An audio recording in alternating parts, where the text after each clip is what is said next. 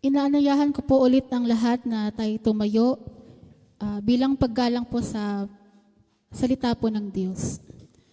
Makipagbukas po kayo sa akin sa Roma chapter 11, verse 17 at 36.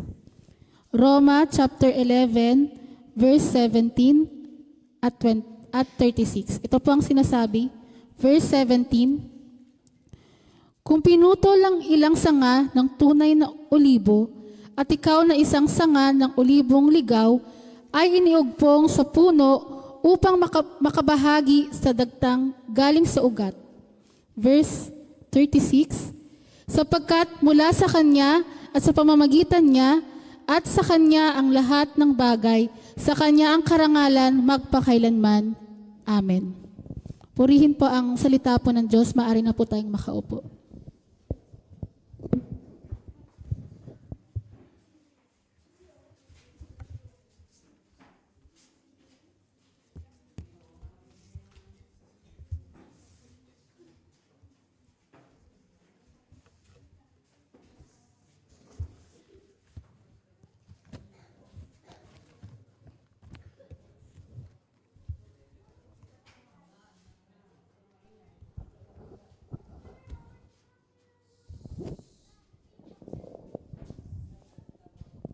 Ayan, nagkakaingay pa yung mga bata sa paglabas. Amen po. Muli po, mapagpalang umaga po sa bawat isa, dito po sa face-to-face, sa Pangasinan, sa Zoom, at saka sa ating pong FB Live. Kumusta po ang bawat isa? Isang linggo na naman po ang nakalipas sa ating mga buhay. Amen po. Pero naniniwala ako na ang Diyos po ay nanatiling tapat sa buhay ng bawat isa. Sa kabila ng lahat ng mga pangyayari sa ating buhay, mabuti po ang Diyos. Amen? So muli po, palakpakan nga po muna natin ang ating pong Panginoon kasi medyo, especially dito po sa face-to-face, malamig-lamig. Kaya baka tayo po ay makatulog. Malamig-lamig. Bagong linis daw yung dalawang aircon. kaya medyo malamig dito po sa loob. So, yun po, muli po tayo po ngayon ay nasa bahagi na po ng pag-aaral ng salita po ng Diyos. Amen po. Medyo palapit na po tayo sa ating pong pagtatapos, sa ating pong pagsisiris, sa ating pong pinag-aaralan sa Book of Romans. So, nasa last chapter na po tayo ng doctrinal division. So, Chapter 11 po tayo ngayon. So after po nito, practical na po yung mga ating pong pag-aralan. After po na napakinggan po natin yung doctrinal teaching po, according po kay Paul, susunod na pong mga chapter, kasi hanggang chapter 16 po ito. So ibig sabihin, 5 chapter after po nito, ito po ay yung application naman, pagkatapos nating mapakinggan yung doctrinal teaching. So, last na po ito. So, ito pong ating pag-aaral ngayon. Sabi ko nga, parang ito yung pinaka-conclusion. Mula chapter 1 to chapter 11, i-conclude ngayong umagang ito. So, pero pinakabuod ng conclusion po talaga na to ng doctrinal teaching ay nagmumula po sa chapter 9 to 11. So, kaya kung papansinin niyo po, kung titingnan natin yung mga topic natin pong nilagay po dyan, ay halos pare-pareho lang. Chapter 9, ano daw yon? Ano yung topic nating binitawan dyan?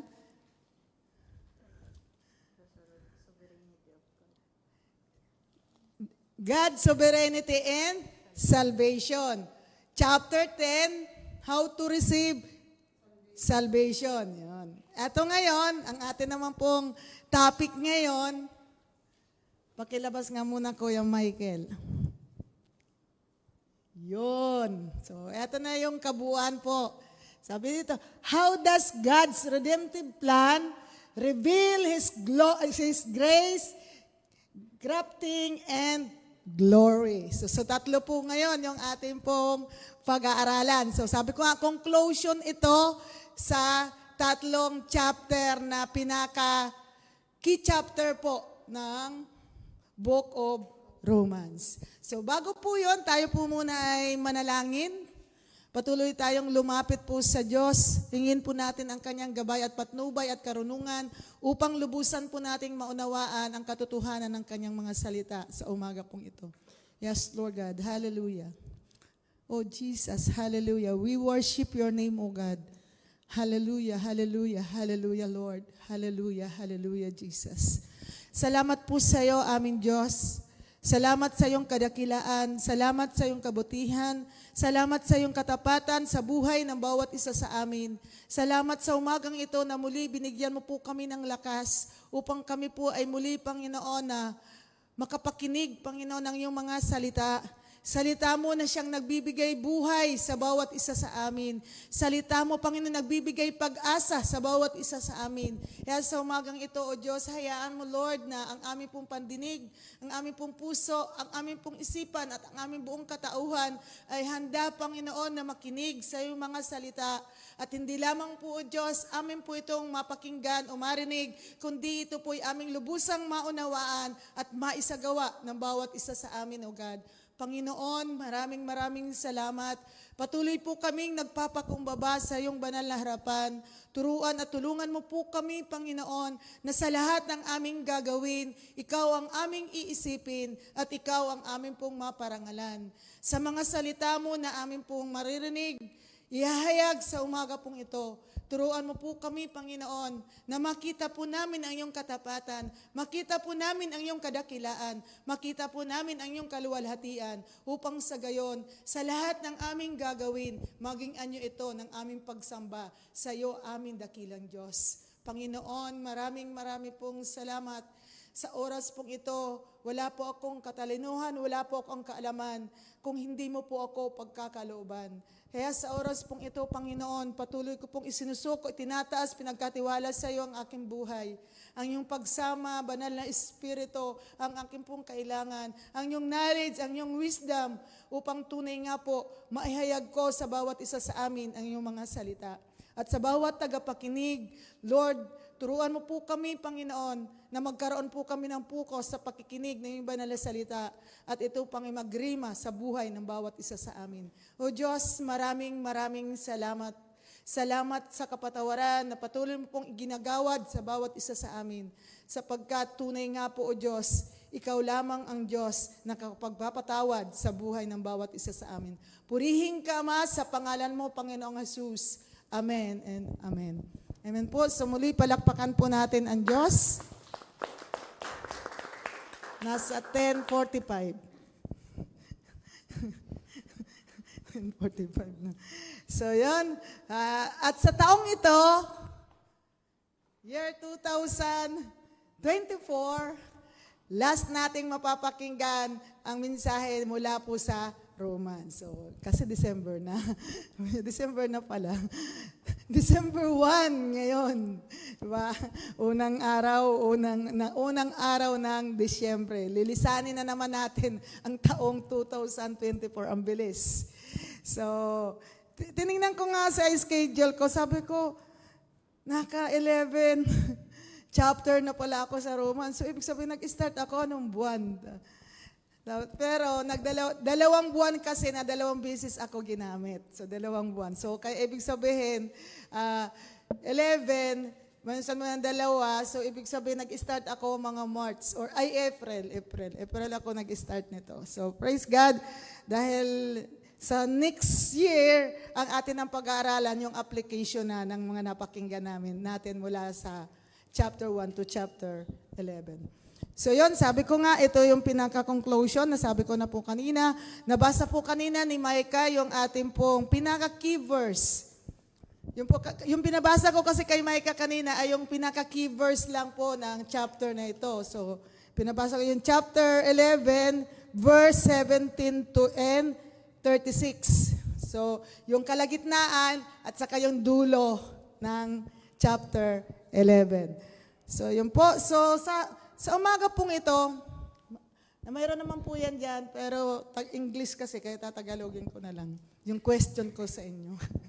So, sino po dito yung nakakita na ng isang master gardener. So pag sinabing master gardener, ano na siya? Siya yung parang professional. Hindi yung katulad lang natin, nag-garden na dyan. Sino po yung nakakita ng, o may kilala na master gardener? So siguro ito, kasi dati po kasi, pag sinabing gardener, wala lang, hindi parang hindi naging hindi profession to. Basta ikaw, pwede kang magbungkal, pwede kang magtanim, magpatubo ng mga halaman, o kaya ng mga kahoy, okay yun. Pero habang tumatagal po, nagiging profession na po ito. So kaya pag sinabing master gardener, pinag-aralan, may alam, 'di ba, sa pagtatanim. So, mayroon ba tayong kilala na isang master gardener, tapos may dalawang, tawag dito, kahoy, krinapting o pinutulan, at inugpong doon sa isa, at ito ay lumago. May alam ba kayong ganon?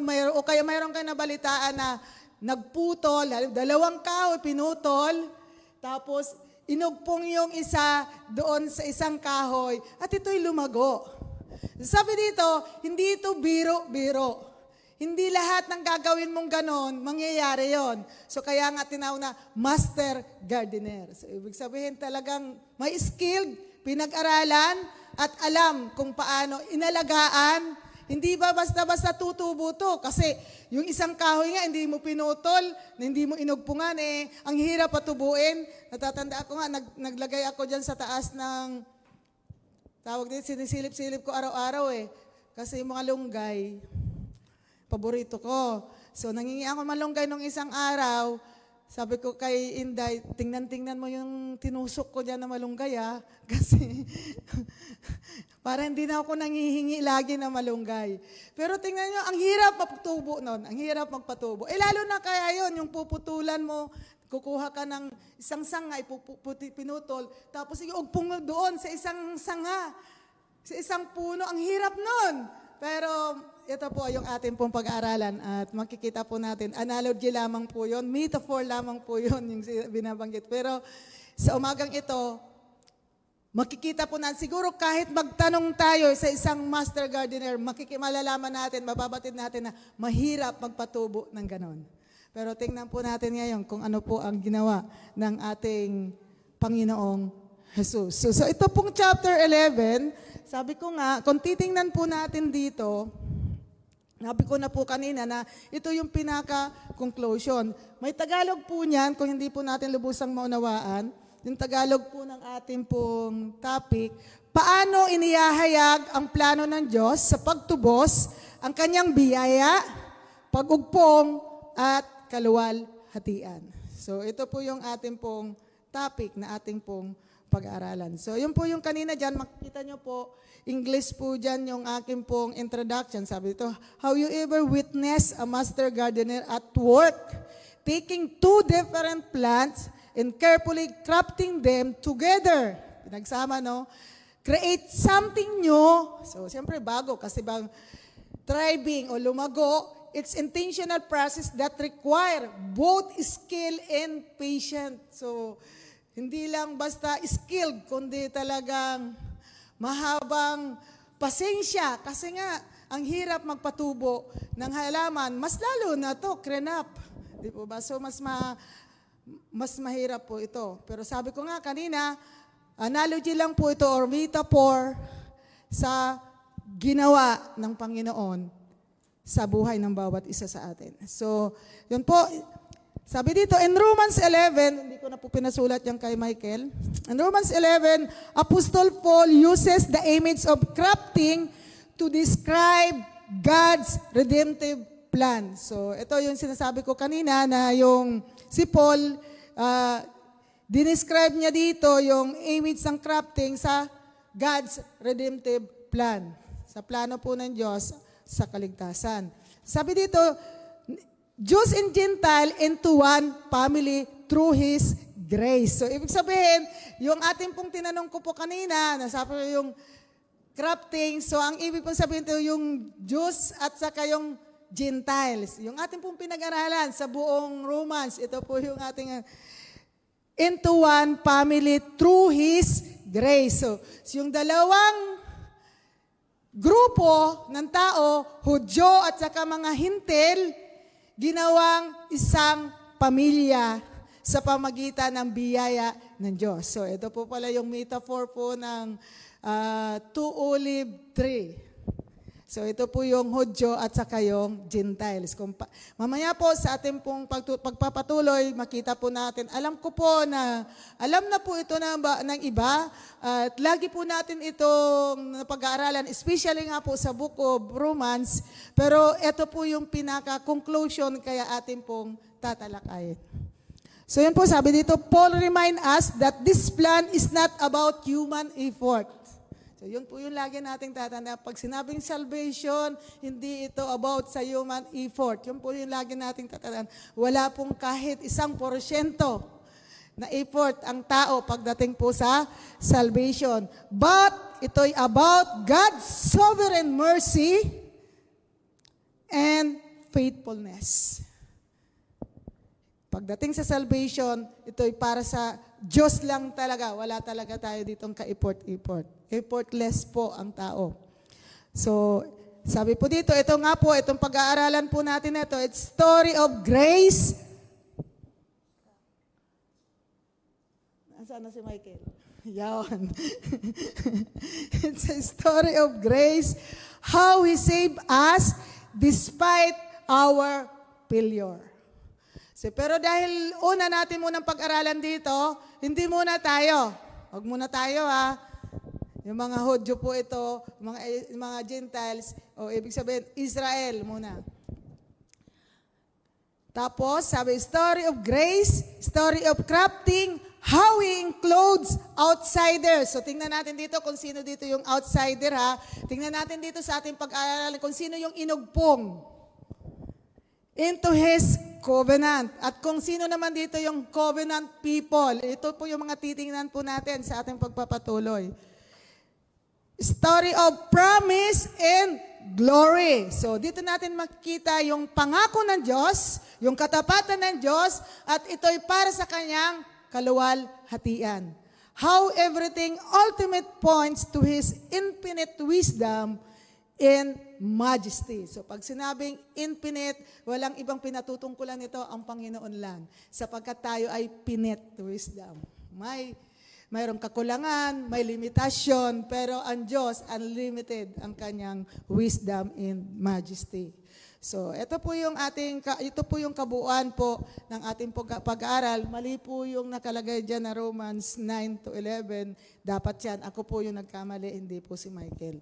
So, baka mamaya si Kuya Michael talaga.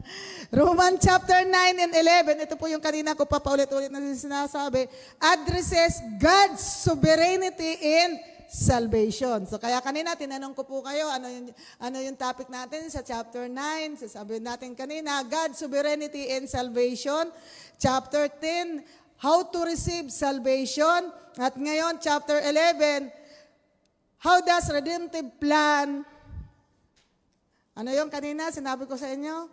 Mahaba kasi, di ba? How does God's redemptive plan reveal? Pag-reveal, inihayag His glory, crafting, and glory. So, grace pala. Lagi ko nakakalimutan tong grace.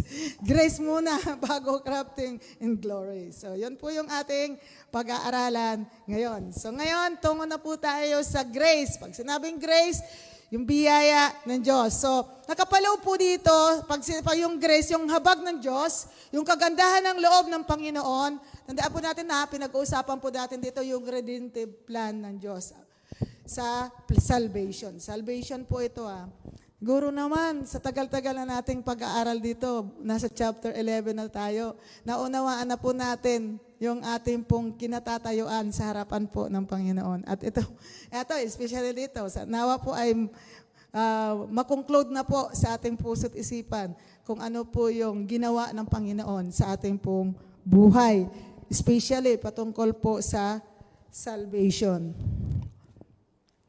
So sabi rito, grace.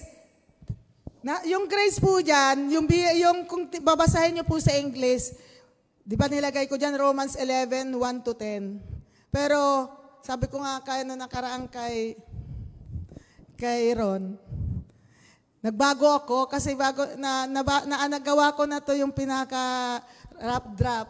Tapos, syempre, nag-ano tayo sa Romance. Sino dito yung mga nag-join sa seminars ng Romance. Tapos yung may book na binigay sa atin, nandiyan pa yung book mo sa akin.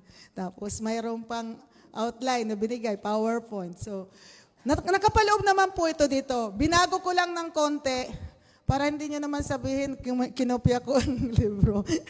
Hindi, pero balik-balik tayo naman natin, nandoon naman yon. Nandoon naman talaga yon. So, grace, sabi natin, pag sinabing grace, ito yung biyaya ng Diyos na ginawa niya sa atin upang tayo ay maligtas. Pero sabi ko nga, ito hindi muna sa atin, sa kanila muna to, bago tayo. So, unawain natin, hindi muna tayo, sila muna to. So, para at least makita po natin yung ating katatayuan. So, Grace, basahin po natin. Kung titingnan po natin, ito yung nakapaloob. Sabi ko, etong pag-aaral na to, nakapaloob ito sa chapter 11, verse 1 to 10. Inati ko po ito sa 3 division. Titingnan na natin, sabi ko nga, paulit-ulit nating basahin ang Romans, makita po natin yung mga rhetoric question dyan ni Paul. Lagi siya nag-i-start sa mga rhetoric question. So pag sinabing rhetoric question, mga question ni Paul na alam niya naman na yung sagot. Parang ito yung nakikita niya, itatanong ng mga audience, ng kausap niya. Ulit ko po, sino yung kausap ni Paul? Mga Hudyo at saka mga hintil na Kristiyano. So ito po yung kabuuan ng Romans. So makita po natin dito, yung rhetoric question dito ni Paul, sabi dito ni Paul, pakibasa ng chapter 1, ay verse 1, Micah. Roma chapter 11 verse 1. Ito ngayon ang tanong ko. Itinakwil ba ng Diyos ang kanyang bayan? Hindi. Ako ay isang Israelita mula sa lahi ni Abraham at kabilang sa lipi ni Benjamin. So, unang bungad ni Paul sa chapter 11, lagi sinabi niya, ito ngayon ang tanong ko. So, kausap niya yung dalawang grupo ng mananampalataya, yung Hudyo at saka yung Hintil. Itinakwil ba ng Diyos ang kanyang bayan? Sino yung kanyang bayan na tinuturing dito, sinasabi ni Paul? Yung mga Israelita. So, pero lagi nating tatandaan, nasa umpisa pa lang tayo, pero sinasabi ko na yung nasa conclusion, tandaan natin, pag sinabing Israelita, hindi ito yung kabuuan ng bayan na Israel, kundi ito yung mga pinili ng Diyos mula sa bayan ng Israel, the remnant. So kung sabi, ito ngayon ang tanong ko, itinakwil ba ng Diyos ang kanyang bayan? So, rhetoric question na naman ni Paul na siya rin yung sumagot. Ito lagi si Paul siya lagi yung sumasagot sa katanong niya. Di ba? Parang pag titingnan natin, kakaluka naman to si Paul, di ba? Siya yung tatanong, siya rin yung sasagutin. Tapos sabi ni Paul, hindi. At mayroon 3 siya dito na ebidensya na sinabi niya dito na hindi itinakwil ang bayan ng Diyos sapagkat, sabi ni Paul dito, hindi na natin babasahin, ako mismo ay isang patotoo. Kasi si Paul ay isang Israelita. Galing sa lahi ni Benjamin. O, sino dito yung nag-aaral ng OT? Nasa 12 tribes. O, diba? So, isa siya doon. Sa mga anak ni... Kaninong anak si Benjamin? Oh, pinag-aralan pa lang natin ito nung nakaraang linggo. Ron, bunso ito, bunso. Diba? So, galing siya doon sa lahi ni Benjamin. Alalahanin niyo. Hindi ko sasabihin kasi pagkagalitan kayo ni Kuya Ron mamaya. Kasi ibig sabihin, hindi kayo nakinig ng mensahe niya nung araw ng linggo. Magkasunod lang kami, ha? Oh, bunso ito. Naiwan ito. Hindi ito kasama. Yung sinatalakay ni Ron nakaraan. So, galing daw doon si Paul sa lahi ni Benjamin. So, ibig sabihin, siya ay galing sa bayan ng Israel, sa lahi ng mga Israelita. At sabi pa rito, hindi ko na basta nasa chapter 11, 1 to 10 yan, makita natin, pangalawang ebidensya na makita natin dito na sinabi dito ni Paul na, ini-explain ni Paul na hindi itinakwil ang kanyang bayan. So, ang bayan ng Diyos, yung the covenant people of God. Sabi dito, Pangalawang ebidensya, si Elias. Bakit? Dahil nung panahon na yon, lahat ng mga propeta pinatay. At dumaing itong mababasa natin yan, para-praise ko na lang para mabilis. Dumaing ito si Elias kay Yahweh, sinabi niya yung pangyayari. At in para-praise, sinasabi niya na ako na lang yung natitira at pinagtangkang pa akong patayin. So dahil doon, siya na lang yung natitira at pinagtangkang pa siyang patayin, gusto ko na rin mamatay. Pero pinaliwanag po dito ni Yahweh, nagtira ako ng ilan. So, ibig sabihin, hindi lang si Elias, kundi may kasama siya at sinabi dyan yung bilang. Ilan daw, Mayra, tulong. May bagong miyembro na tayo ngayon. Pakibasa nga, Maika, para malaman lang natin. Verse 4. Roma chapter 11 verse 4. Ngunit ano ang sagot sa kanya ng Diyos? Nagtira ako ng 7,000 lalaki, hindi sumasamba sa Diyos-Diyosang si Baal. Yun. So, ang dahilan kung bakit dahil nga doon sumasamba sa mga Diyos-Diyosan. Pero akala ni Elias siya na lang mag-isa. Pero sabi ni Yahweh, hindi, nagtira ako ng 7,000 mga lalaki na hindi sumamba sa Diyos-Diyosan si Baal. Sino yung Diyos-Diyosan? Si Baal. Yan, makikita natin yan sa 1 King 19 verse 10. So, kung babasahin po natin, makikita po natin yan yung senaryo na yan na kinote ni Paul dito patungkol kay Elias. So, pangatlong ebidensya na sinasabi ni Paul sa sagot niya na hindi itinakwil ang kanyang bayan. Pangatlo dito, sabi dito, pakibasa nga 5 to 6. Verse 5, gayon din sa kasalukuyan, mayroon pang nalalabing mga hinirang ng Diyos dahil sa kanyang kagandahang loob. Sige, tuloy. Verse 6, hinirang nga sila dahil sa kanyang kagandahang loob, hindi dahil sa kanilang mga gawa, sapagkat kung dahil sa mga gawa, hindi na ito maituturing na kagandahang loob. So, dito pumasok yung sinasabi ko po na nakapaloob kasi sa verse na to, yung biyaya ng Diyos o yung kagandahan ng loob ng Diyos. Na sinabi dito, mayroon pa. Ano yung pangatlong ebidensya?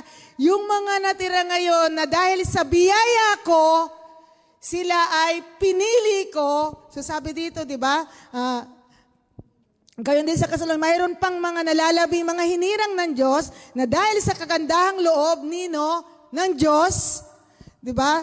Hinirang ko sila dahil sa kagandahang loob, hindi dahil sa kanilang mga gawa, hindi daw dahil, sabi ko nga kanila, pagdating sa salvation, pagdating sa pagpili ng Diyos, walang effort doon ang tao. Dahil sa kagandahang loob ko, sabi ni Yahweh, hindi dahil sa kanilang mga gawa, sapagkat kung dahil sa mga gawa, hindi ito masasabing kagandahang loob o biyaya. So kapag sinabing biyaya o kagandahang loob, walang effort dito ang tao. 100% sa Diyos itong effort at 0% dito ang tao. So ito po yung kalagayan po ng mga hinirang at pinili ng Diyos. Kaya nga kanina, di ba, sabi ko kanina, despite of their failure, pinili sila ng Diyos. Pinili tayo ng Diyos. Pero sabi ko nga, wag muna tayo, sila muna, hayaan muna natin sila, mamaya na tayo. So, ilagay muna natin yung ating kaisipan, sila muna ito. Sapagkat sa kapanahonan nila ito, kinakausap ni Paul yung mga Hudyo at saka yung mga hintil na mga Kristiyano. So, hindi muna tayo, mamaya na tayo sa application. So, pag matapos na, antayin nyo, tayo naman na yun. So pinapakita dito na mayroon talaga siyang tinira. Sabi ko, tatlong ebidensya yung ipinahayag dito ni Paul. At siya mismo yung number 1. Pinakita niya, may remnant. Hindi itinakwil. Yung kanyang pinili, kumbaga, pinapakita dito sa biyaya ng Diyos, pinapakita niya dito yung katapatan niya sa kanyang pangako. Na kung ano yung ipinangako niya sa mga ninuno, ng mga kausap nito ni Paul, kasi itong kausap nito ni Paul, mga ano na lang to, so kumbaga mga huling generasyon na lang nila. Yung mga ninuno, binabanggit lagi dito ni Paul yan sa ating pagpapatuloy. Sino yung mga ninuno na binabanggit dito? Una, si Abraham, si Isaac, si Jacob. So yan, laging tatlo na yan. Kung titingnan natin, pag sinabing nila mga patriarch na yan ang lagi nilang binabanggit. Kasi yun yung kausap mismo, direct ni Yahweh, doon sa covenant. Siya yun. Especially si Abraham po. So yun po. So makita natin na, kaya pag iniisip natin, kaya iwas tayo lagi pagbanggit sa pag sinabing Israel, akakala natin lahat na bayan ng Israel.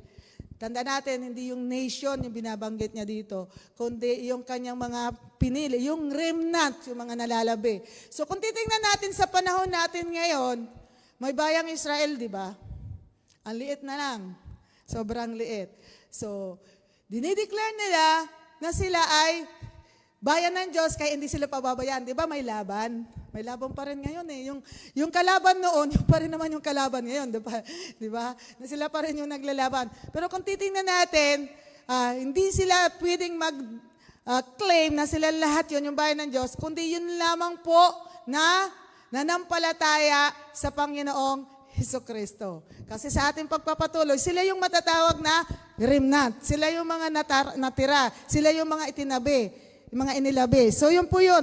At sabi doon, hindi dahil sa kanilang failure, hindi dahil sa kanilang mga gawa, kung bakit sila itinabi ng Diyos, kung bakit sila pinili ng Diyos, kundi dahil yon sa kagandahang loob ng Diyos. 100%.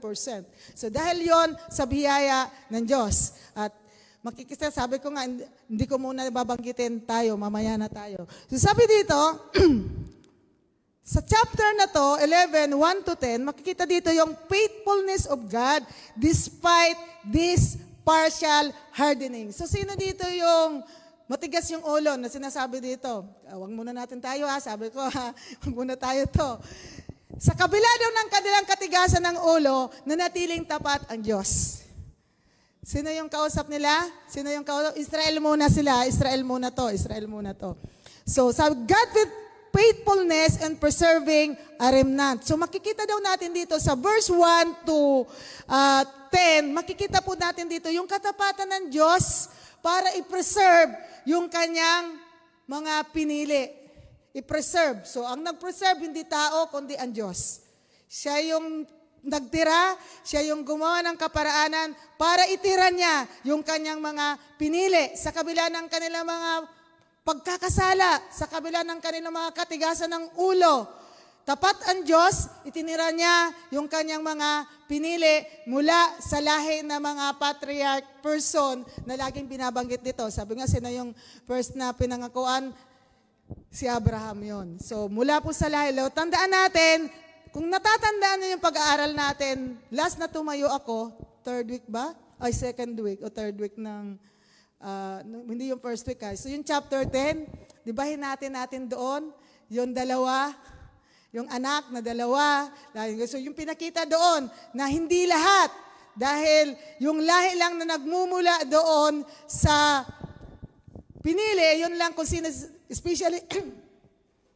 especially kay sunod-sunod to si Jonah, binanggit din nung nakaraan, si Isaac, di ba? So, nung nakaraan, pinag-aralan din natin yon. Ilan yung anak? 2. Tapos yung isa, hindi siya yung covenant son, di ba? So, doon magmumula sa pinangako, sa promised son, doon magmumula yung remnant. Yung mga itinabi, yung mga tinira, yung preserve ng Diyos. Sa kabila ng kanilang mga katigasan ng ulo, at sa kabila ng kanilang mga kahinaan, mga pagkukulang, pero tinira sila ng Diyos. Tapat, bakit? Tapat ang Diyos. Pinapakita na tapat ang Diyos sa kanyang pangako. Na once na kanyang pinangako, tutuparin niya. Hindi katulad ng tao, pag nangako, nakalimutan na. Pero ang Diyos, hindi niya makakalimutan ang kanyang pangako. Sabi ito, God promised to Abraham. At ito'y makikita natin sa Genesis 12. So basahin na lang natin yan, balikan natin kung hindi natin masyadong maintindihan saan ba pinangako, ano bang sinabi doon. Salvation is based on grace, not work. So sabi ko, conclusion ito, siguro naman sa 11th chapter na to na pinag-aralan natin, nag-aral na tayo ng order of salvation, pinag-aralan na natin yung sulas, pinag-aralan na natin yung tulip. So, ito pa, 11th chapter. So, maunawaan natin nawa na salvation is based on grace, not works. So, ibig sabihin, dahil sa biyaya ng Diyos, pagdating sa kaligtasan, biyaya lamang ng Diyos kung bakit naligtas ang isang pinili ng Diyos. So, makita natin yan, yung binasa kanina ni Micah na nasa Roma 11:5-6. Dahil ito lang ang binanggit ko, dahil sa Romans tayo, sa Ephesians, mababasa po natin, His grace preserve a remnant of Israel and extend mercy to Gentiles. So, makikita din natin dito sa chapter na to, sa verse na to, makikita natin dito na, inulit ko po kanina, yung bayan ng Diyos ay yung mga remnant ng Israel at ito daw po extended sa mercy ng Diyos sa mga hintil. So kung tingnan natin, sabi ko kanina, sino yung covenant people of God? Israel. Sino yung outsider? Gentiles. Pero pinag-isa sila sa isang pamilya. So yun yung kanina, sinasabi ko po kanina sa ating pong tanong. So, magkahiwalay sila, pero pinag-isa. So yun po yung pinapaliwanag po dito ni Paul. Pinapaliwanag ni Paul. Kasi, kung tatandaan natin, balikan natin, bakit pa ganun si Paul mag-explain? Bakit ganun? Kasi nga, mayroon silang pagtatalo lagi ng mga Hudyo at saka mga Hintil. Kasi meron sila laging pinanghahawakan. So inuulit ko para malaging ma-remind sa atin, itong mga Hudyo, lagi nilang pinanghahawakan, kami yung covenant people, kami yung pinangakuan, nasa amin yung batas, sa atin si Moises, yung lagi nilang, ito namang mga Hintil, nasa amin yung salita, sa amin si Kristo, kaya kami tumanggap kami kay Jesus. Yun yung mga ano nila, yung gospel, yung kanila naman na, kaya mayroon laging pagtatalo. Sabi ko nga, nag-start tayo sa Romans na pinapaliwanag doon na parang nasa, tawag dito, anong pagsabi ko, yung scenario na to, yung parang mayroon dalawang panig na nagtatalo, na si Paul, yung nasa gitna, na siya yung judge. Yun, yung na-explain ko yun sa nung nakaraan. So ito, ini-explain dito ni Paul. Ini-explain niya dito na, yes, the covenant people of God is yung bayan Israel at yung outsider dito yung Gentile, pero pinagsama ng Diyos dahil sa kanyang biyaya, hindi dahil sa gawa ng tao, pinagsama sa isang pamilya, ang pamilya ng Diyos. Ito hindi dahil sa kanilang gawa, kundi dahil sa biyaya ng Diyos. At pinapaunawa dito na mayroong natira, hindi itinakwil ang bayan ng Diyos. Kasi kung titingnan natin kasi yung history, pag sinatin yung bayan ng Israel, di ba, na-exile, anong business na-exile. Bakit? Dahil sa kanilang katigasan ng ulo. Pero kung titingnan natin, kung babasahin po natin ang Old Testament, ang history ng Israel, makikita natin doon na yun talagang hindi pinili ng Diyos, ang linaw-linaw, di ba? Talagang totally inalis niya. Winas out niya talaga. Inalis niya talaga sa bayan. Talagang namatay at mayroong mga judgments agad. Pero makita natin doon yung preserve ng Diyos, sa kabila ng kanilang katigasan ng ulo, yes, pinarusahan dahil hindi ang Diyos ay hindi konsentidor.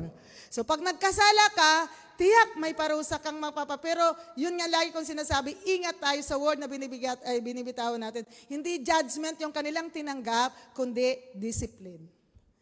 Bakit discipline? Kasi preserve sila ng Diyos. Preserve sila ng Diyos. So, ito na yung pangalawa. So, nagpasakalya lang po ako. Ito na yung pangalawa. So, bakit nasama yung outsider, yung Gentile? So, yun nga sabi ko kanina, grafting. Yung grafting, di ba? Sinabi ko kanina, ano po yung grafting? Sabi ko, di ba? Ito dalawa. Kasi kung titingnan natin dito, may dalawa dito na ka-olive tree. Sabi dito, isang original, kumbaga isang totoo at isang original at isang piki. parang hindi totally sabi dito kasi nang binanggit dito. Yon wild. Oo, yung wild. Pag sinabing wild, ano ba sa Tagalog yung wild? Ligaw, yon. Ligaw na puno ng olibo. At yung true olive tree. So, that's all. So kung pagtitingnan natin, in-explain ko na po kanina, kung nakakita ba tayo ng gano'n, nakakaalam tayo, pero parang ang hirap, parang wala tayong, yes, mayroon, pero hindi natin naman nakita na lumago ba talaga to. Pero ito, sabi ko, ang mini-mission dito na 2 olive tree, isang totoo at isang ligaw, hindi pala peke, magkamali naman tayo sa word. Ligaw, so wild olive tree. Yung totoo dito, ito yung totoo, ito yung talagang puno. Ang pinapatungkulan dito ay yung mga remnant ng Israel. So, tapos, ito namang ligaw, ito yung mga hintil. So, kung basahin natin, may kapakibasa nga muna. 11 muna, 11. Roma chapter 11 verse 11. Ibig bang sabihin, ngayon na tisod ang Israel ay tuluyan na siyang nabuwal? Hindi. Ngunit dahil sa pagkatisod ng mga Israelita, dahil sa katigasan ng kanilang ulo, umabot sa mga hentil ang kaligtasan, nang sa gayoy mangimbulo sa mga ito ang Israel. Kanina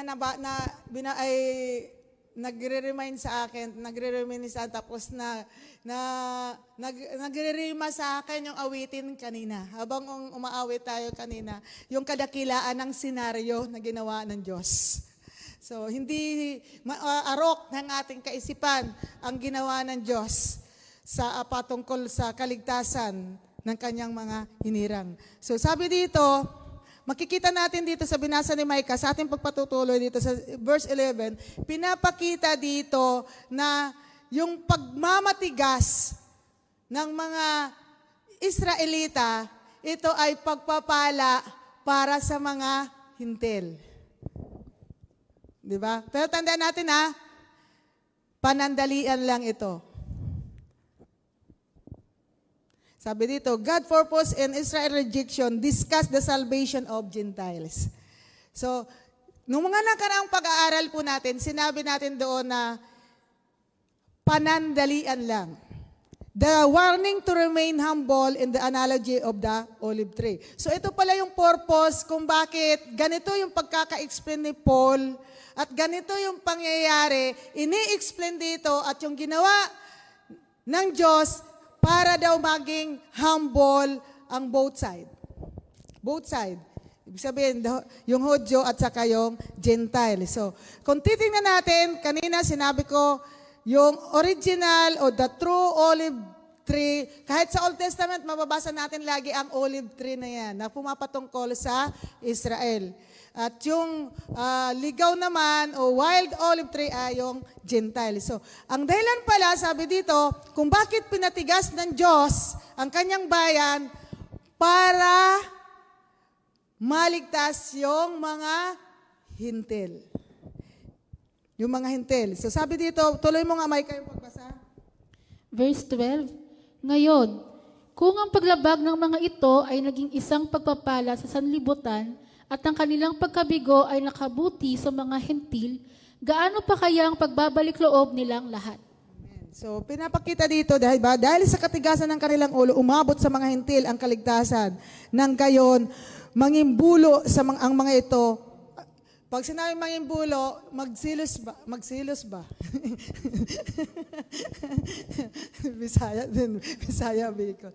Yung parang sa akin, yung para magsilos sila na, kasi yun nga yung nila lagi, mainggit yun. Sa kasi, good news, kung titingnan natin, jealous talaga yung nakalagay dito. Jealous yun masyadong, mababaw na to kasi good news po yung aking hawak-hawak na Bible. Mas lalo na pag nagbasa tayo ng King James, mas malalim pa yan. At saka yung, manibugo, 'di ba sa ibang salin. So ibig sabihin parang pinapasilos ba? Parang ganon yung ginawa para magsilos itong bayan ng Diyos, yung mga Israelita, the remnant. So pero mas malalim po doon sa iniisip po natin na parang tayo, gagawa lang tayo ng parang para, especially sa mag-asawa, gagawin ko lang to para magsilo siya, para papansin ba? Parang ganon. Pero hindi ganon yung ibig sabihin po dito. Mas malalim pa dito ang ibig ipakahulugan dito ni Pablo sa binanggit niya na ito na word. So sabi ko nga, iba yung interpretation natin sa kalagayan ng Panginoon nung kanya ito ginawa. So tayo masyadong mababa kasi nga pinit lang po yung ating wisdom. Pero ang Diyos, infinite ang kanyang wisdom. So ginawa ko lang ng ganong example pero hindi ganon kababaw yung kahulugan ng ginawa na ito ng Diyos. So, pero ang pinakatutal dito, ganito kadakila ang senaryo na ginawa ng Diyos para makarating sa mga hintil yung kaligtasan. Sabi ko nga, pinapakita dito na dalawa. Yung Hudyo at saka yung hintil. Kaya dalawang olive tree. So sabi dito, di ba? Ngayon, kung ang paglabag ng mga ito ay naging isang pagpapala sa sanlibutan at ang kanilang pagkabigo ay nakabuti sa mga hintil, gaano pa kaya ang pagbabalik loob nilang lahat? So, tandaan natin na may lahat kasi dito. Minsan, ito po yung ating nakakalimutan o hindi natin masyadong nanawan. Lahat pala. So, kanina inulit ko, remnant. Ito, sino bang kausap ni Pablo dito? Mga Hudyo. Ito yung mga Kristiyano na at yung hintil. So, itong lahat na to, doon sa lahat ng remnant. Yun ang ibig sabihin doon. Sa lahat ng kanyang pinili. Sa lahat ng kanyang preserve. So, hindi yung lahat ng bayan Israel. So, kaya sabi ko nga sa kanila, sa OT, pag nagbabasa tayo, titingnan natin, ano ba yung binabanggit dito? Ito ba yung kabuuan ng bayan ng Israel? Yung bayan talaga o yung bayan ng Diyos? Kaya pag nagbabasa po tayo, dapat po, hindi lang isang version ng Bible ang dapat nating basahin. Kasi para maunawaan natin, sino ba yung pinatutungkulan ditong lahat? Sino ba yung sinasabi dito na bayang Israel? So baka mamaya, ito yung nation o yung bayan ng Diyos. Lagi nating titingnan pag nakalagay, bayan ng Diyos. So pag sinabing bayan ng Diyos, yun yung mga remnant, yun yung mga pinili, yun yung mga preserve ng Diyos. Mga preserve ng Diyos. So, makikita natin dito na, pinapakita dito na, yung lahat talagang pagkilos, yung mga nangyari na yon, makikita natin na yung kamanghama, amazing grace of God ay nagaganap doon at hindi natin masukat, maisip ng ating kaisipan. Tiyan mo, na ibig sabihin, yung mga pagdisiplina, yung pag-exile, yung mga katigasan ng ulo, especially nga, napag-aralan natin sa Exodo, kahit si Parao, kung bakit pinatigas, yung ibig sabihin, lahat ng nangyari na yon, permitted by God yon, para sa kanyang sovereign will. Yung kanyang plano ng kaligtasan. So kaya dito, malinaw dito, pinapaunawa ni Paul na hindi sila totaling nawala, hindi sila itinakwel, hindi sila inalis sa kanyang bilang o sa kanyang listahan, kundi tinira lang, dyan lang muna kayo, ito muna, mayroon pa akong gagawin. So parang ganun sa atin bilang tao. So sabi dito, basahin tuloy mo nga, Micah. Verse 13, ito naman ang sasabihin ko sa inyo, mga hintil. Yamang ako'y apostol ninyo, pinangangatawanan ko ang aking ministeryo. Verse 14, upang mangimbulo ang mga kababayan ko, at sa gayoy maligtas ang ilan sa kanila. Ayun. So kung titingnan natin, na in-address din dito ni Paul sa mga hintil. Kasi sabi ko nga, nagpapang-abot itong dalawa, para lagi silang, kaya si Paul, tumayo siya bilang judge. Nasa gitna siya, mediator, kumbaga. Nag-mediate siya doon sa dalawang Kristiyano, yung Hudyo at saka yung hintil. So both, pinapaliwanagan ni Paul. So, fair siya, hindi niya, pina-explain niya sa mga Hudyo, ina-explain niya sa hintil. Ito naman mga hintil. Parang siya sabi dito, di ba? Ito naman ang sabihin ko sa inyo mga hintil. Yamang ako'y apostol ninyo, pinangangatawanan ko ang aking ministeryo. Ano yung kanyang ministeryo? Ihayag yung salita ng Diyos, mag-encourage ang tao, i-explain yung kahalagahan ng salita ng Diyos. upang mangimbulo, ito na naman yung mangimbulo dito, ang ano ng mga salita, no? Upang mangimbulo ang mga kababayan ko. Sino yung kababayan ni Paul? Yung mga Hudyo. Yung mga Hudyo. At ngayon maligtas ang ilan sa kanila. Ilan, ha? Tandaan natin, ilan sa kanila. So, hindi lahat, ha? Hindi lahat. Kaya, yung word na lahat dito, kapag kinongclude natin itong lahat, magkakaroon ng contradiction sa ibang mga verses. So, lagi nating tatandaan, katulad ng ating pag-aaral, yung mga versikulo dito, yung chapter dito, yung books, hindi nagkukontrahan. Nagkukunad sila para maipaliwanag yung katotohanan. So, pag may nakita tayo na mali, medyo aral-aral muna tayo. So, makita natin dito sa ating pagpapatol na ilan. So, pumapatungkol ito sa mga pinili ng Diyos, mga tinabi ng Panginoon, preserve ng Panginoon. Kung magiging daan ng pakikipagkasundo ng sanlibutan sa Diyos, ang pagkatakwil sa kanila, ang muling pagtanggap sa kanila ay para na rin pagbibigay buhay sa patay. So, ibig sabihin, tandaan natin, partial lang, ha? Partial. Panandalian lang muna. So, pansamantala lang na pinatigas. Pero, andyan pa rin sila, hindi sila pinutol, hindi sila itinakwel. Nandyan sila, nasa puno sila.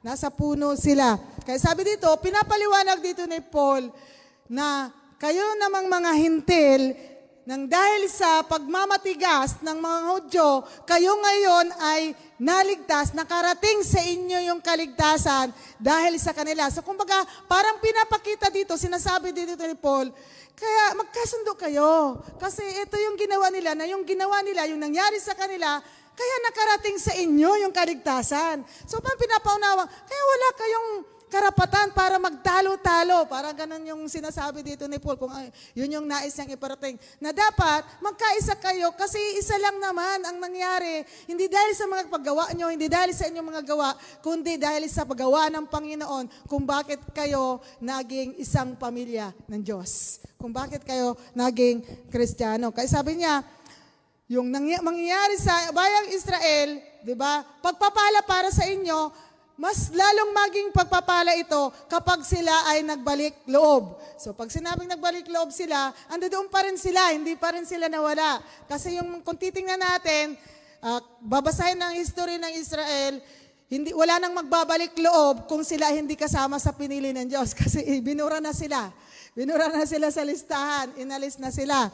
So kaya makita natin dito, yung parang sinasabi nito, yung patay kasi dito, ibig sabihin may kasalanan sila, nagkasala sila. At pag sila ibinalik ng Diyos, buburahin na ng Panginoon yung kanilang mga ginawang kasalanan. Yun po yung sinasabi dito na muling pagtanggap sa kanila para rin silang pagbibigay buhay sa mga patay. Yung patay dito, hindi po literal na patay, kundi spiritually speaking na patay po sila dahil sa kanilang kasalanan. So sabi dito, kung unang tinapay na galing sa minasang harina ay inihandog sa Diyos, nakahandog na rin ang buong masa. At kung nakahandog sa Diyos ang ugat ng isang kahoy, nakahandog na rin ang kanyang mga sanga. So eto na po, nag-uumpisa na po dito yung patungkol po sa dalawang puno. So pero ang dami mga analogy, di ba? Ang dami mga metaphor munang ginamit ni Paul para niya i-explain. So kumbaga, makita natin dito, at ganito din tayo di ba? Bira ng mga preacher. Yung gusto natin, maipaunawa ng lubusan sa mga audience, yung ibig sabihin ng salita ng Diyos. Ganon katindi si Paul. Gumagamit siya ng mga example, kasi ang gusto niyang mangyari, maunawaan ng bawat isa kung ano ang plano ng Diyos. Ito po yung, ang bawat isa sa atin na tagapakinig, kasama na rin po ako, tagapakinig din naman po ako. Huwag tayong mainis kung paulit-ulit yung preacher, paulit-ulit yung mga leader, yung mga kausap natin para ipaliwanag yung salita ng Diyos. Ang ibig sabihin lamang doon, nais na ng preacher o ng tagapagpahayag ng salita ng Diyos na maunawaan natin ng lubusan yung salita ng Diyos. Kaya siguro nainis kayo, puro nakadalawan tayo ako sa month of November. Bayan si nanay po sa Roma, yung ulo namin pukpok na sa ganyan. pero ang nakakalungkot, kung gano'n na nga yung pangyayari, pero hindi pa rin natin nauunawaan. Tingnan mo kung ito si Paul, grabe yung paliwanag niya dito. Pero until now, mayroon pa rin na hindi nakakaunawa doon sa mga kausap niya. So yun yung pinapaliwanag dito ni Paul na, sabi, nag-example na naman siya dito, kumuha na naman siya ng example, yung analogy, sabi dito, yung minasang harina. Di ba subukan natin magpunta kay Lakay. Tingnan natin sila kung paano sila maggawa ng tinapay. O di ba yung harina, yung pagmamasa niyan, isang anuhan yan. Yung mga ginaganyan-ganyan ba? Yung do ba? Yung do, manasa yun. Tapos, siyempre sa isang do na yun, kukuha lang doon ng kapiraso para gawing tinapay. Pero ito yung ginagawa, sinasabi dito ni Paul na kung ang isang buong harina na yun, minasa na yun, inihandog sa Diyos, kahit kumuha ka lang doon ng isang parte, lahat yun ay galing doon sa minasa. At lahat yun ay nakahandog na sa Panginoon. At in-example niya rin dito, para daw na yung isang puno, di ba? Isang puno na nakatayo, di ba? Kung titingnan natin, kung yung ugat ay nakahandog sa Diyos, yung buong katawan na yun, nakahandog na sa Diyos. Ibig sabihin, iisa yung dumadaloy, di ba? Mula sa ugat. So ito kasi ini-example dito, introduction ni Paul doon sa dalawang olive tree. Sinabi ko na nga kanina sa inyo, ito po yung remnant ng Israel at saka yung Gentiles. Yung covenant people of God at yung outsider na inyugpong. So kung tinignan natin dito, sa example dito, yung crafting, ito daw yung process na to, pinapakita yun doon. Sabi ko nga, dalawa, pinutol. Sino yung mga pinutol? Yung mga Israelita na hindi preserve. Di ba? Pinutol na kasi. Pag sinabing pinutol na talaga yon. So, pagkatapos daw naputulin, nagputol din, iniugpong doon sa pinutulan. Ito yung original, ito yung wild. Ano yung sabi sa wild? Ligaw, yun. Idinugtong. At yun yung bayang, ay yun yung hintil. So, basahin nga muna natin, Micah.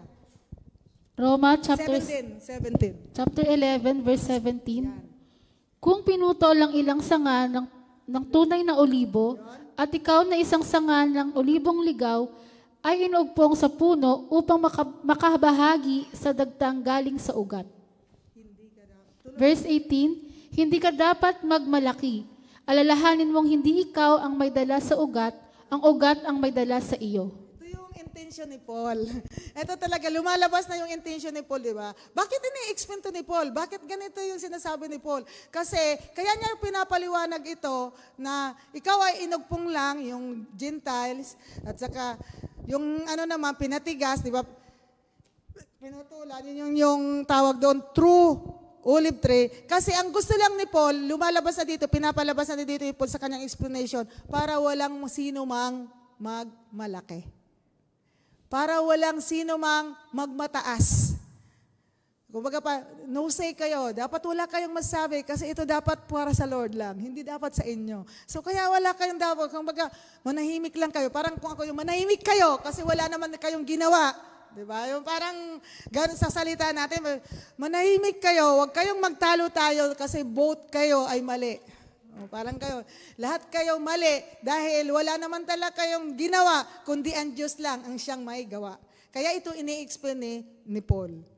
Na yes, kayo yung covenant people. Pero ito, dahil sa kagandahang loob ng Panginoon, ginawa niya rin to, kung bakit kayo naging ganyan, pinatigas muna kayo, kagagawang ko rin yon, parang ganun ba, kung ako magsasalita sa aking boses, sa aking panata, para yung salita ng Diyos, ang linaw po ko dito, yung sa magandang balita ay makarating din doon sa mga outsider, walang iba yung mga hintil. So kaya, dalawa kayo, wala kayong magagawa. Walang magsalita. Manahimik kayo. Parang ganun kung ako nandun. Manahimik kayo. Wala kayong karapatan para magsalita. Parang ganun yung gustong parating dito ni Paul. Kaya sabi dito, di ba, sa 18, hindi kayo dapat magmalaki. Alalahanin mong hindi ikaw ang may dala sa ugat at ang ugat ang may dala sa puno. Ay may dala sa inyo. So, para sa sanga. Kasi branches yung mga believer, branches yan po yan. Ha? Connecting dito yung, kung titingnan natin, yung John chapter 15. In chapter 12, ako ang puno ng olibo. Diba? Sabi ni Jesus. Yun yung sa kanya, claim niya doon. Siya ang punong olibo. So makikita natin doon na yung ugat. Tingnan natin yung ugat kahit, tingin tayo, silip tayo, imagine natin yung kahoy. Yung ugat ang may dala ng buong kahoy. Kapag ang ugat ay walang mamumunga, walang dadahon, walang sasanga, walang lalago, wala lahat. Pero kapag may ugat, yan, kaya pag nagtanim, pag nagtanim, may pag-asa pa sila pag may nakita silang ugat na buhay. Pero kapag yung ugat bulok na at wala na, alam nila wala na. Kahit anong gawin nilang pagbungkal, kahit anong gawin nila na pagbuhos ng tubig, pag-filterize, wala na yan, hindi na yan. Dahil sa ugat, nagmumula ang lahat. Diba? So, dito, pinapakita din dito ni Paul na yung bunga, yung dahon, yung sanga, especially yung branches kasi sa believers, walang saysay yan kung wala ang ugat. At sino yung ugat? Si Jesus. Si Jesus. At yung doon nagmumula yung lahat sa ugat. Sa ugat. So, kaya yung pini-explain dito ni Paul na wala kayong karapatan kasi ang ugat lang ang mayroong karapatan dahil sa kanya nagmumula ang bunga, ang lahat sa kanya nagmumula. So yun po yung pini-explain dito ni Paul. So yung pagputol na yon, so inuulit ko po, crafting, kaya nga, yun ay sa kalooban ng Panginoon, kasama yun sa plano niya, although, ang pinangakuan ay yung mga Israel, yung remnant.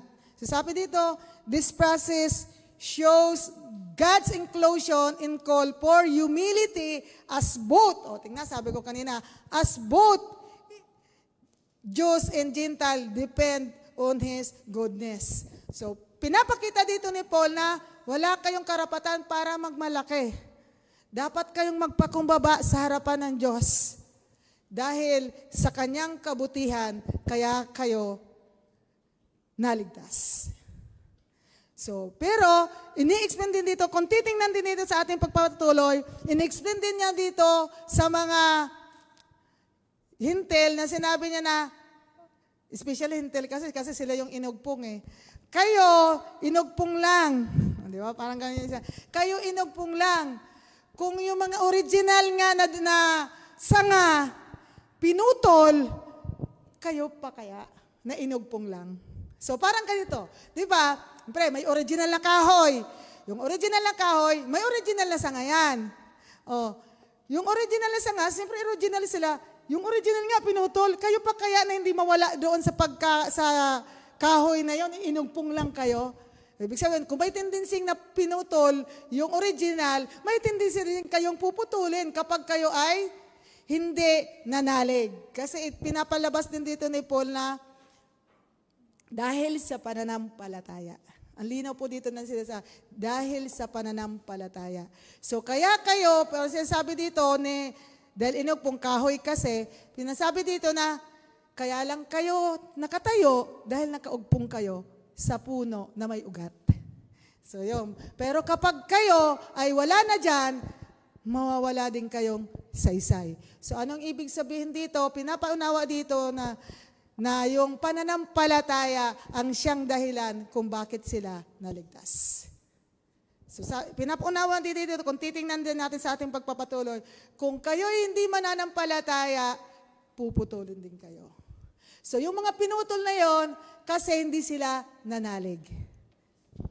So yung tinira ng Diyos, na sanga, preserve ng Diyos, hindi rin yung dahil sa kanilang gawa, pero panandalian lang silang nagbatigas, pero dumating ang panahon na sila ay nanampalataya. Kaya nga may Roman Church. Di ba? Kaya may Roman Church.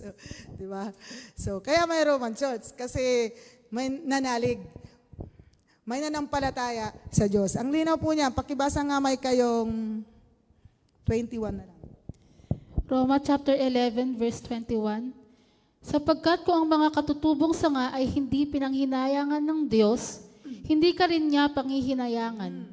Verse 22, Dito'y makikita natin ang kabutihan ng Diyos at ang kabagsikan niya. Ayun, dalawa lagi huwag natin laging ano yun. Kasi pag sinabi natin na yung lagi yung kabutihan ng Diyos lang, yung love of God, ang conditional love na yun lagi natin inaano, tapos hindi na din natin niisip na ang Diyos ay just. Diba? Yes, mabuti ang Diyos. Laging mabuti ang Diyos. Hindi siya nagbabago. Mabuti ang Diyos. Pero, pag ikaw may kasalanan, mararanasan mo rin yung kabagsikan ng Diyos. So, tuloy mo nga, Maika. Mabagsik siya sa mga di nananalig sa Kanya, Yun. subalit mabuti sa inyo kung mananatili kayo sa Kanyang kabutihan. Kung hindi, ikaw may puputulin. Tuloy. Verse 23, ang mga Hudyo'y maidurugtong uli kung hindi sila magmamatigas sa kanilang di pananalig sapagkat may kapangyarihan ng Diyos na gawing iyon. Verse 23, kung ikaw na sanga ng olibong ligaw ay naiugpong sa tunay na olibo, kahit laban sa likas na paraan, gaano pa kaya ang sanga ng tunay na olibo na hindi may ugpong sa talagang puno nito? Di ba sabi doon, laban sa likas na paraan. Kasi talagang hindi pwede. Kung iisipin natin, ang hirap talaga nun. Pero dahil sa kagandahang loob ng Diyos, dahil sa kadakilaan at kamanghamanghang pagkilos ng Panginoon at sa kanyang layunin at plano na nakatakda niya, nangyari ito. So parang pinapakita dito ni Paul, sa suma total, sabi nasa ni Maika, wala kayong karapatang magtanong.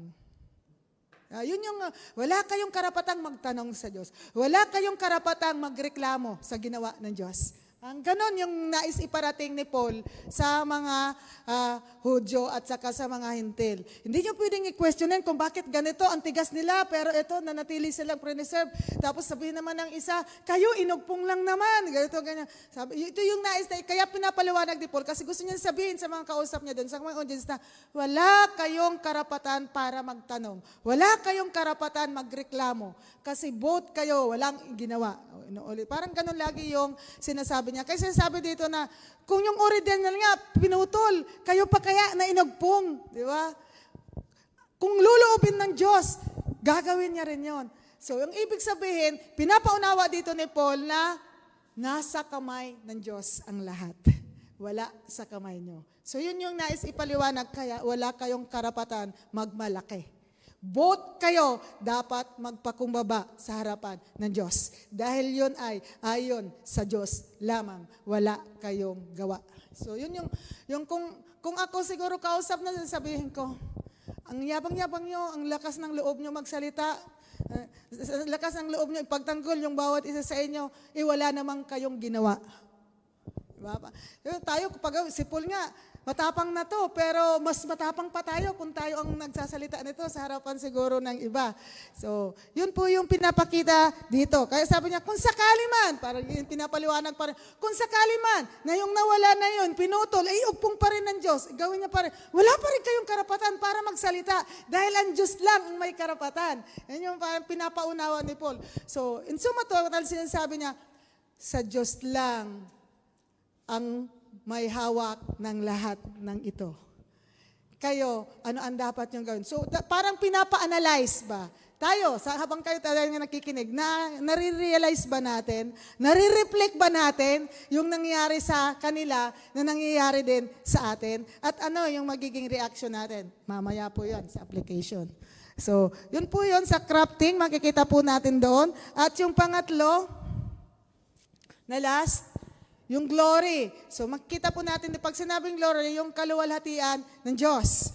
So nakapaloob po dito sa Romans 11:25-36. Pakibasa nga muna, Maika, yung 25. Roma chapter 11, verse 25. Mga kapatid, may isang hiwaga na ibig kong malaman ninyo para hindi maging mataas ang palagay ninyo sa inyong sarili. Yan, handali lang, Maika. Pinapakita, hiwaga. Pag sinabing hiwaga, mahirap ito unawain at tanging ang Diyos lang ang siyang makakagawa. Wala tayong magagawa pagdating dito. So tuloy. Ang pagmamatigas ng bayang Israel ay pansamantala, hindi paghabang buhay, panahon. Di ba? Pansamantala lang. Hindi daw pang matagalan o permanente, kundi pansamantala lang. Tuloy, Maika. Ito'y tatagal lamang hanggang sa makalapit sa Diyos ang kabuang bilang ng mga hintil. Verse 26, sa gayon, maliligtas ang buong Israel ayon sa nasusulat. Tama na muna. Yun ha. Panandalian lang para lang makarating sa lahat ng mga hintil na nais na iparating ng Diyos yung kaligtasan. So, kaya pansana, paano sandali, dito lang kami. Parang tinabi lang muna. So, panandalian lang. So, kaya kayo makita natin dito, sinasabi dito na, sabi dito, the mystery of Israel future salvation and praise for God's wisdom, God's promise of future restoration. So dito, kaya pinapakita na dito sa pangatlo na to, yung pag-restore ng bayang Israel. So muli nang panunumbalikin sa Panginoon ang mga pinatigas o nagmatigas sa harapan ng Panginoon. So sabi ko nga, hindi tutuloy silang inalis, hindi judgment yung natanggap nila sa kabila ng kanilang mga ginawa, kundi discipline lang, bakit sila ay anak. Diba? Dahil sila ay pinili, dahil sila ay covenant people of God. So kaya hindi judgment yung kanilang natanggap sa kabila ng kanilang pagkukulang at pagkakasala sa harapan ng Panginoon, kundi didisiplina sila. Pero pinapakita pa rin doon yung pagiging just the Lord, na hindi siya konsentidor. So, kaya baka mamaya natin isipin natin, konsentidor pala siya ang Lord kasi ganito, ganyan. Sa kabila ng ginawa ng mga Israelita, pinili niya pa rin. Hindi. So, although wala tayong karapatan para tanungin ang Diyos, pero malinaw pa rin na pinapakita yung kwento, yung senaryo na ang Diyos ay hindi konsentidor. Nagdidisiplina siya, nagagalit siya, naninirmon siya, pinagsasabihan niya yung kanyang bayan. Pero yung kanyang mga hindi niya pinreserve, anong ginawa niya? Totally was out na. Diba? Judgment kaagad, agad-agad. Makita natin ang kaagad-agad. Sabi dito, explain the mystery of Israel hardening and eventually restoration. Ito nasa pangalas na to, patapos na kasi tayo, makikita na natin dito na yung pinatigas ay muli pinalambot na yung kanilang puso, nanumbalik na sa Diyos, nanampalataya sa Diyos, nanampalataya na ito na yung future restoration ng bayan ng Diyos, ang Israel.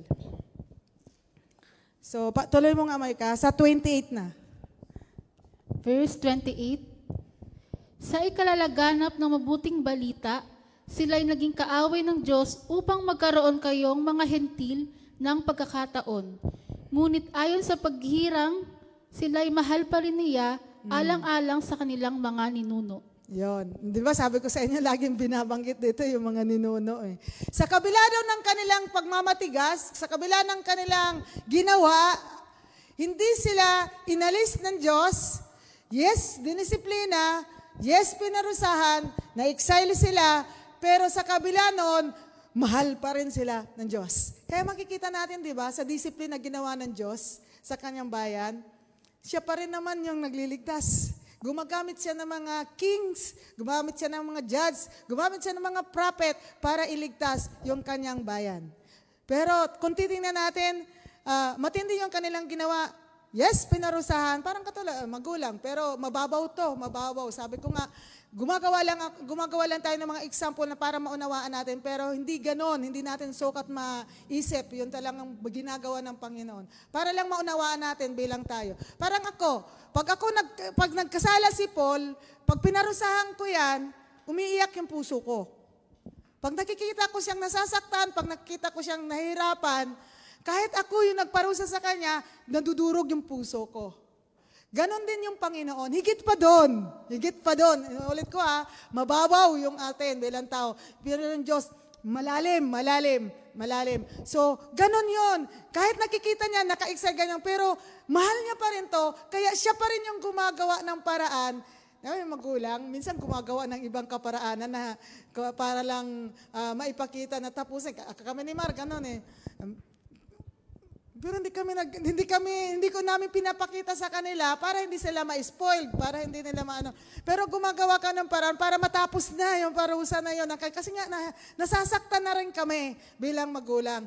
Ganon din ang Panginoon. Doon niya pinapakita kung gaano siya nagmamahal sa kanyang mga pinili, hinirang sa kabila ng pagsuway. Mga anak natin, di ba? Kahit gaano yung kasama, kahit gaano yung pinaparusahan natin yan. Pero yung parusa na yun na ginagawa natin sa kanila, para yun sa ikabubuti nila. Ganon din, higit sa lahat, ang ating Panginoon. Nakakaranas tayo, nakakaranas sila ng parusa, nakakaranas sila ng disiplina. Inulit ko, hindi pala parusa, disiplina.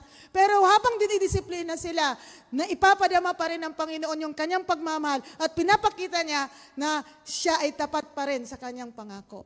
Nakagabay, nakapatnubay pa rin. At siya pa rin yung magtatapos ng disiplina na yon. Ganon, kabuti, kadakila ang Panginoon. So ito yung pinapaunawa ni Paul sa dalawang grupo ng mananampalataya. Sabi dito, this culminate in worship as Paul declared to him, be the glory forever. So, pinapakita lang dito ni Paul sa kabuuan nito na sinasabi niya, especially dito sa pangatlo, na yung lahat ng pangyayari na to, dapat maibalik sa Diyos ang lahat ng papuri at pasasalamat. Maging anyo ng pagsamba, yung inyong pagpapakumbaba, pagpapasalamat at pagpupuri sa Diyos dahil naunawaan nyo yung ginawa ng Diyos sa inyo. So ito yung sinasabi dito ni Paul. Sinasabi dito ni Paul na sa lahat ng ginawa na ito ng Diyos, dapat ang maging sukli nyo ay pagpapakumbaba, hindi pagmamataas, kundi pasasalamat at maging anyo ng pagsamba ninyo sa Diyos na dakila. Amen? So, kung titingnan natin, mababasa natin dito, tuloy mo nga, Micah, yung 29. Verse 29, sapagkat ang Diyos ay hindi nagbabago ng isip tungkol sa kanyang mga kaloob at pagtawag. Verse 30, dati, masuwayin kayo sa Diyos, ngunit ngayon kinahabagan sa panahon ng pagsuway ng mga Hudyo. Verse 31, gayon din naman, sila'y naging masuwayin ngayong kayo'y kinahabagan upang sila'y kahabagan din. Verse 32, sapagkat hinayaan ng Diyos na maalipin ng kanilang kasalanan ang lahat ng tao upang maipadama sa kanila ang kanyang habag. Ayun. So matutal, sa lahat ng ito, pinapakita lang ng Diyos yung kanyang habag.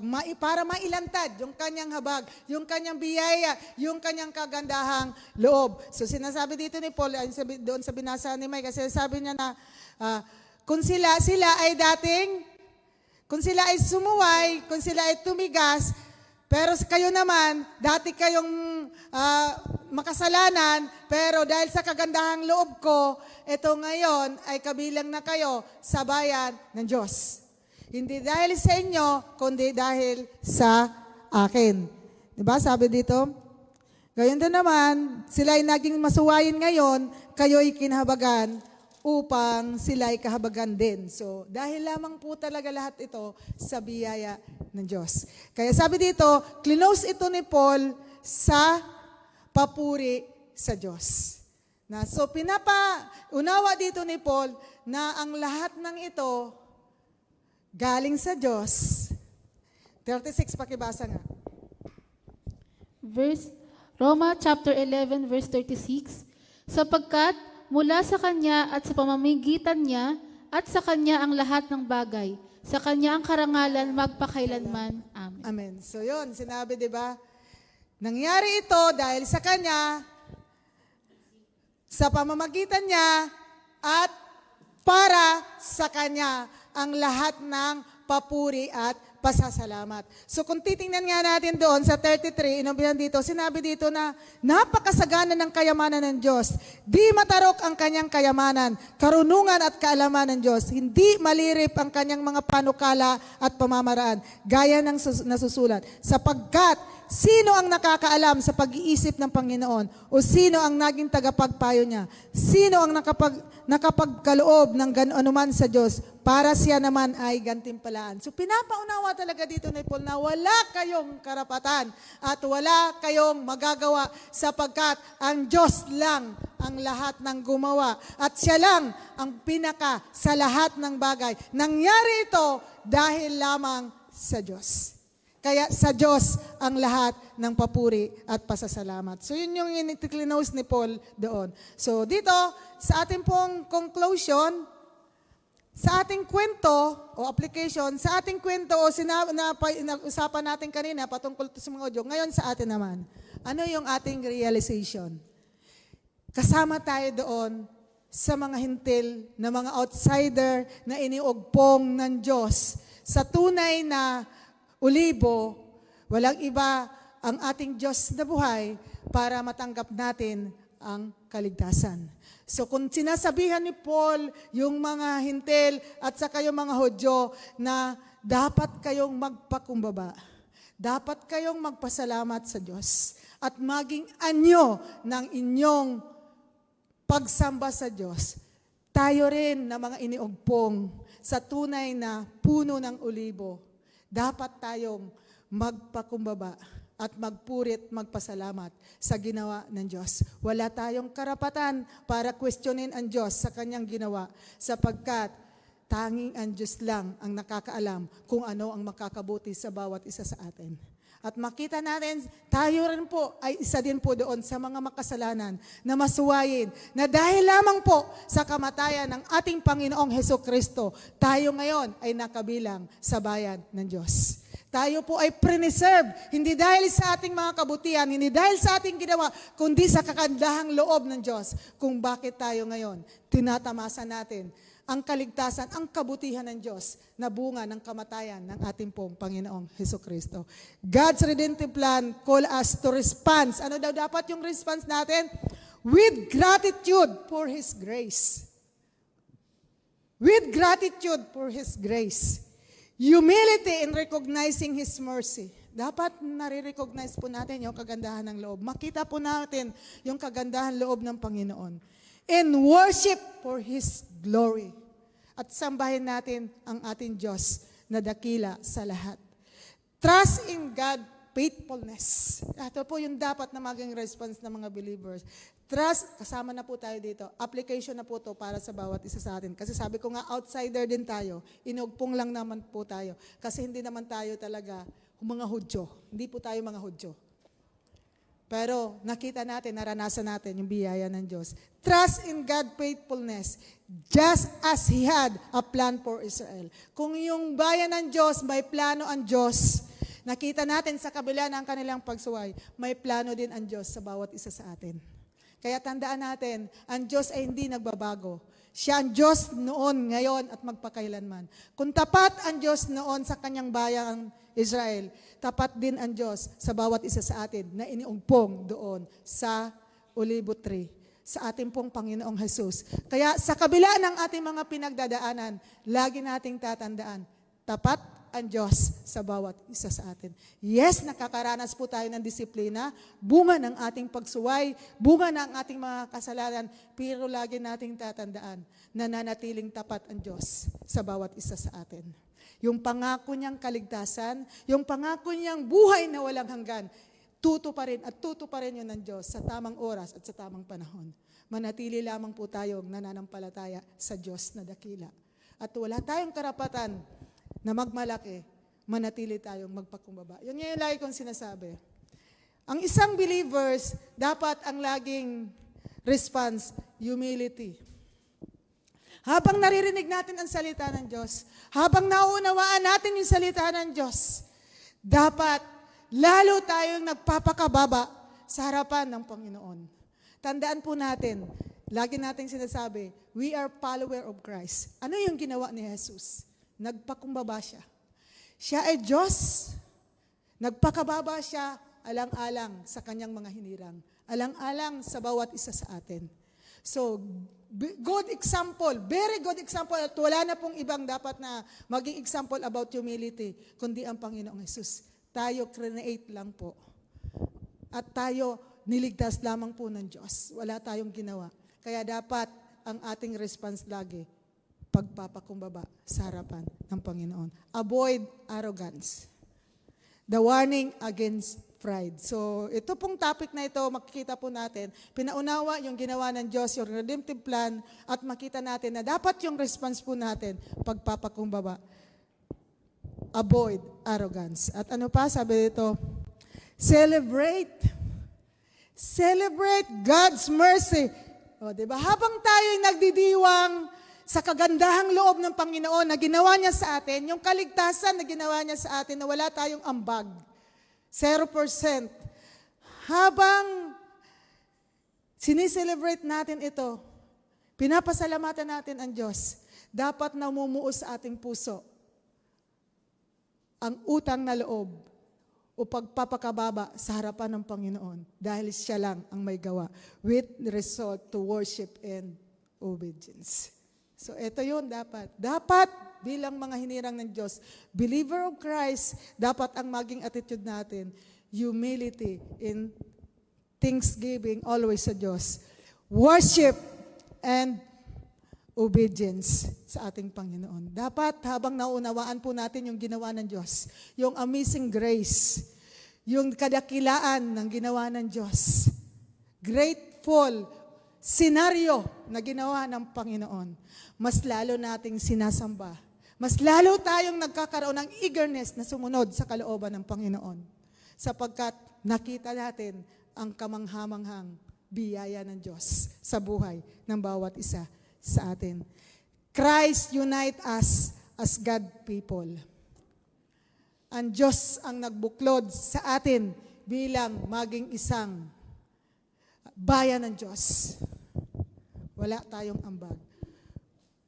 Sa panahon natin ngayon, God's redemptive plan continue to include both group.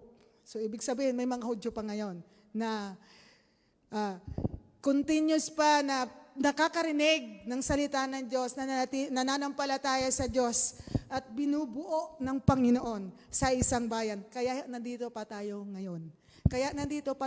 Naririnig pa natin ang salita ng Diyos, tayo nakakapagpahayag pa ng salita ng Diyos kasi hindi pa tapos ang plano ng Panginoon. Mayroon pang nais iparating ang Panginoon sa both group, Hudyo at saka mga Gentiles. So kaya sa bayang Israel, sa mga Hudyo, mayroon pa doon na natitira na hinahanap ng Diyos. Ang Diyos ang siyang naghanap, hindi ang tao, para maranasan nila ang biyaya ng Diyos.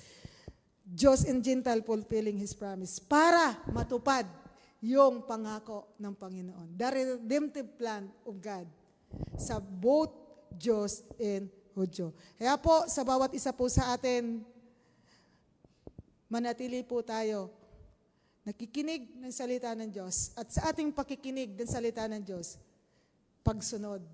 Obedience come sa ating mga puso. Kaya nga, lagi ko po itong inaulit sa bawat isa, especially sa mga nag-aaral sa Bible School. Kung totoong nauunawaan nyo ang salita ng Diyos, kung totoong ang karunungan ng Diyos ang taglay ninyo ngayon habang kayo nag-aaral, hindi dapat nyong ipagmalaki ang inyong natutunan. Kundi, dapat magpakumbaba tayo lalo sa harapan ng Panginoon. Kasi nakita mong, ako pag nababasa ko na naliliit ako. Parang wala ka namang maipagmamalaki. Wala ka sa harapan ng Panginoon. Biyaya lang ng Diyos kung bakit ka nandito. Biyaya lang ng Diyos kung bakit tayo nakakatayo. Biyaya lang ng Diyos kung bakit ka nakakaawit. Biyaya lang ng Diyos kung bakit ka nakakapagsalita. Biyaya lang ng Diyos kung bakit ka nakakahakbang. Biyaya lang ng Diyos kung bakit pagising mo sa umaga, humihinga ka pa rin. Lahat ng nangyayari sa atin, dahil lamang yun sa biyaya ng Diyos. So ano ang response natin? Ano yung response natin? Ito po yung ating pag-isipan po habang sa umagang ito ay tinatapos po natin ang mensahe ng Panginoon. Ano yung response natin? Reflect ourselves. Ngayon naunawaan po, reflect ourselves. Ano yung response natin? So kung ang response natin ay pagpapakumbaba, at sabi ko nga, ngayon binubuo pa ng Diyos, mayroon pang mga binubuuan Diyos, both Hudyo and Gentiles, ano yung dapat natin gawin? Kung tayo'y kinahabagan ng Diyos, dapat mayroon din po tayong puso na mahabagin para iparating sa bawat isa ang salita ng Diyos. Dahil alam po natin, salita ng Diyos. Pero yun nga, yung tanong ko po nung nakaraan, sabi ko po, sasagutin ko ngayon. Ano po yung tanong ko nung nakaraan? Willing ba tayo, tama ba? Willing ba tayo na mag-share ng Word of God? Alam ko, hati tayo dyan. At napag-usapan na natin to sa isang GC natin. Natapos na natin to. Yes or no? Pero isa lang po yung warning ko sa bawat isa. Yes. Minsan malakas ang loob natin, yes. Pero aware din tayo sa ating pag-yes. Sabi ko nga, aware tayo sa bawat pagsagot natin. Yes, ready ka na nga ba talaga? No, bakit no ako? So dapat tinatanong natin yun. So pag yes ka, dapat prepared ka sa lahat ng pwedeng mangyari. At higit sa lahat, mag-yes ka, dahil ibig sabihin, alam mo na at naunawaan mo yung salita ng Diyos. Qualified ka para i-share yung Word of God. Qualified ka para ihayo. So kung sinabi mong no, bakit? Kasi hindi ko pa gaanong alam at hindi pa ako qualified. So anong dapat mong gawin? Mag-aral ng salita ng Diyos. Diba? Pag-aralan ang salita ng Diyos. So, yun po yung iiwan ko po sa inyo sa umaga pong ito. Reflect ourselves sa ginawa ng Diyos sa ating buhay. Ano ba yung response ko? Ano ba yung mga naging response ko ng mga nakaraan? Naway sa umagang ito, magbago po yung aking response. Na hindi ako pwedeng, bakit ako lang? Di ba minsan kasi ang taas ng ano natin, pag sinabing tayo yung believer, tayo nasa loob ng church, parang ang tingin mo sa sarili mo, ang taas-taas mo na. Tapos ang tingin mo sa labas, parang marumin, sobrang dumi. Lagi nating tatandaan, lahat tayo marumi. Dahil lamang po sa habag ng Diyos, sa biyaya po ng Panginoon, kung bakit tayo naging malinis sa harapan ng Panginoon.